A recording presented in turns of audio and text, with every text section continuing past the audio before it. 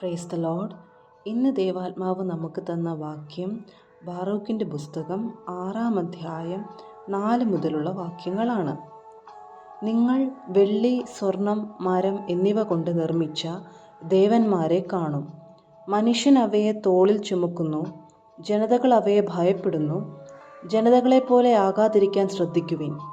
ഈ ദേവന്മാരുടെ മുൻപിലും പിൻപിലും നിന്ന് ജനക്കൂട്ടം ആരാധിക്കുന്നത് കാണുമ്പോൾ നിങ്ങൾക്ക് അവയോട് ഭയം തോന്നരുത്.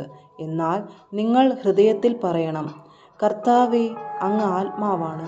അങ്ങയെ ഞാൻ ആത്മാവിലും സത്യത്തിലുമാണ് ആരാധിക്കേണ്ടത്. മരണത്തിൽ നിന്ന് മോചിപ്പിക്കാനോ ബലവാനിൽ നിന്ന് ദുർബലനെ രക്ഷിക്കാനോ അവയ്ക്ക് കഴിയുകയില്ല. അന്ധന് കാഴ്ച നൽകാനോ ആകുലതയിൽ നിന്ന് ഒരുവനെ വിമുക്തനാക്കാനോ അവയ്ക്ക് സാധിക്കുകയില്ല. വിധവയോട് കാരുണ്യം കാണിക്കാനോ അനാഥനു നന്മ ചെയ്യാനോ അവയ്ക്ക് കഴിവില്ല. തടി കൊണ്ട് നിർമ്മിക്കുകയും സ്വർണവും വെള്ളിയും കൊണ്ട് പൊതിയുകയും ചെയ്തിരിക്കുന്ന ഈ ദേവന്മാർ പർവ്വതങ്ങളിലെ കല്ലുകൾക്ക് സമാനമാണ്. അവയെ ആരാധിക്കുന്നവർ ലജ്ജിതരാകും. എന്നിട്ടും അവ ദേവന്മാരെന്ന് കരുതുകയും അപ്രകാരം അവയെ വിളിക്കുകയും ചെയ്യുന്നത് എന്തുകൊണ്ട്? God bless you.